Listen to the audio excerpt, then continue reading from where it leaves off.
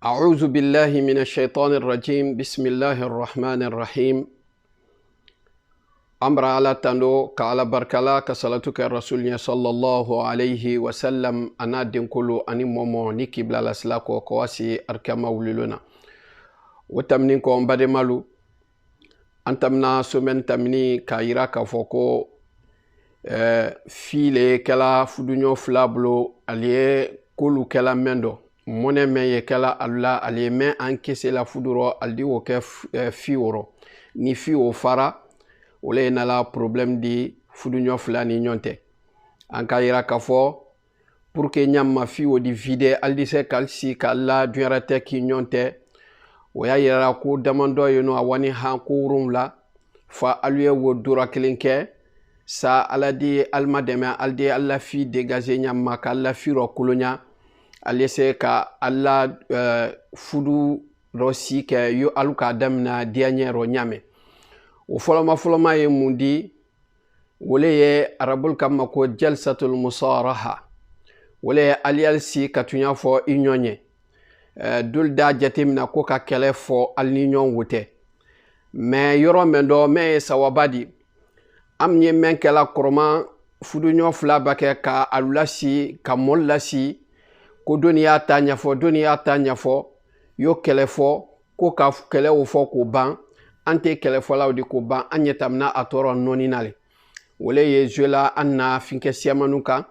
parce que ada tere fanka di dokan odi son ala mol la pression ko son adi son ala mobal la pression ko son mais ajusu kono ajusu laninte nal flale de woto si kalal bi ko sey ko fana ale ko klene damnani odi kama soron alu flam pemi ici meye men sondo men keni mena dimi meye mendo we se kala dimi wala bo ka wo yira adunyola dunya ya lon ka fo nye men kala ntamanyola nye men kala nkukanyola ni ne mandanye ni ne kadanye afola wole mako jalsatul musaraha ka alusi katunya fo inyonye wo jalsa musaraha men wodi wo benine ayeke fudunyo flale ni inyonte fudunyo flape alu flape le a décidé ali alsi ka alla kofo alkana son ka troisième personne na do alte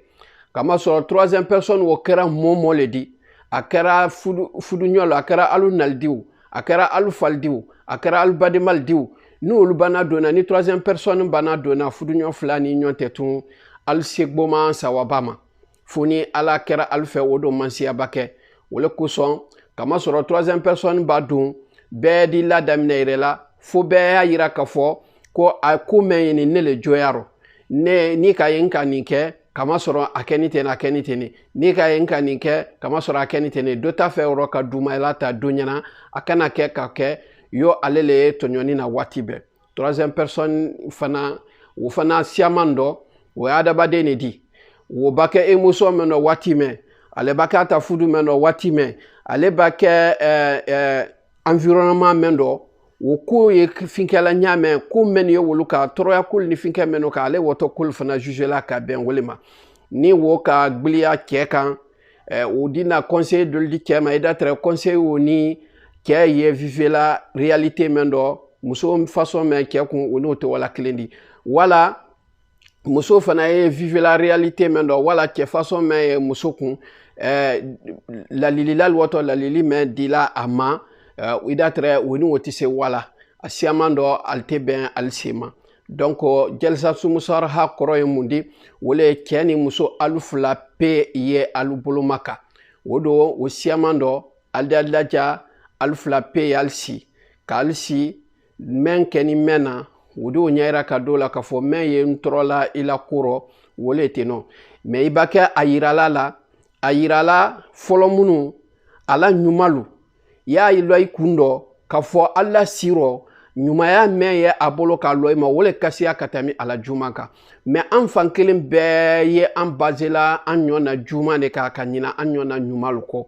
wole an na problème ba jubaldi parce que idatre fudunyo fla basi ale ko nyuma siamane kunsila inyona mais kudu kele menu ye talatala la mola ka woduluke ou bien ayetola répéter la ka to répéter la andi an basé au kan ka ɲina buto ala ɲuma kɛtalu bɛɛ kɔ a kuma ɲuma mɛnu fɔlaw a ye finkɛ mɛnu kɛla ka ɲina wolu bɛɛ la dɛni kɔ donc cɛ ni muso la siɲɔya alu fila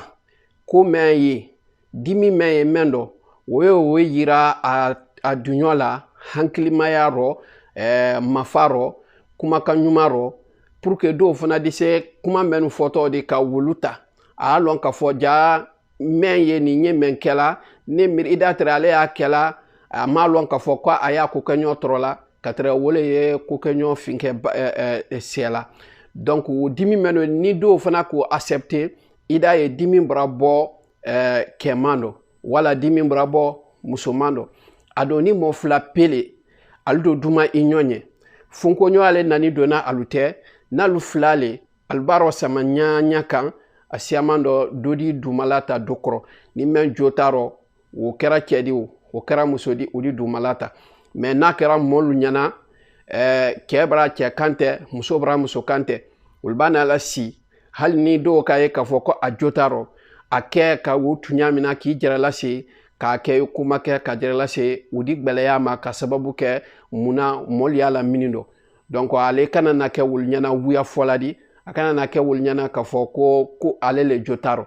ba wole kosɔn ni cɛ ni muso fila pe ka to i si la ka ala problème debati ali ni ɲɔgɔn tɛ ali di kaliyasela sawaba ma yɔrɔ ka tɛmi ka jama la dɛ ka kabila la dɛ parce que silamaya yɛrɛ kole fɔ wa sekɛla wo ma tumana mina wole alibara se plafond na ali tɛ sela ɲɔgɔn faamuna butu fefe setinabara nɔ sɔrɔ alu ma hali o mɛn o di silamaya ma sɔn k'a fɔ ko ka jama la dɛ a ko le ko fab'athu hakaman min ahlihi wa hakaman min ahliha ali di hankilima ani kitilala do ta cɛ baramol dɔ wala cɛ la kotil dɔ ani muso fana ta kotil dɔ olu fila olu le kɛtɔ alu la si la olu le kɛtɔ alu la ko ɲabɔ ɲadi ko ni olu fila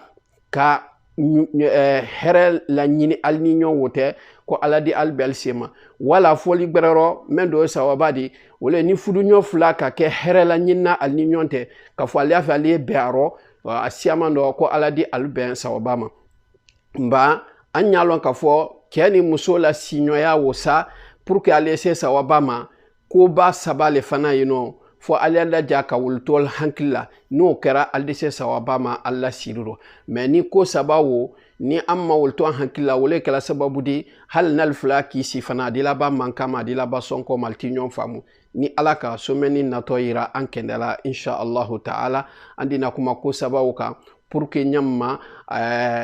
an badenmalu ali de wo bila ali hankili la cɛ ni musolu funkoɲɔgɔnya ba kɛ mɛnu tɛ ali ba kalisi la ka ala kol debati ali y'o bila ali hankili la o b'a kɛ ala la diɲɛ ala di ala se sawaba ma k'an bɛn an se ma an na kɛta ni an nafɔta bɛɛ la deni dɔ ala mole kɛra wa akhiru da'wana anil hamdulillahi rabbil alamin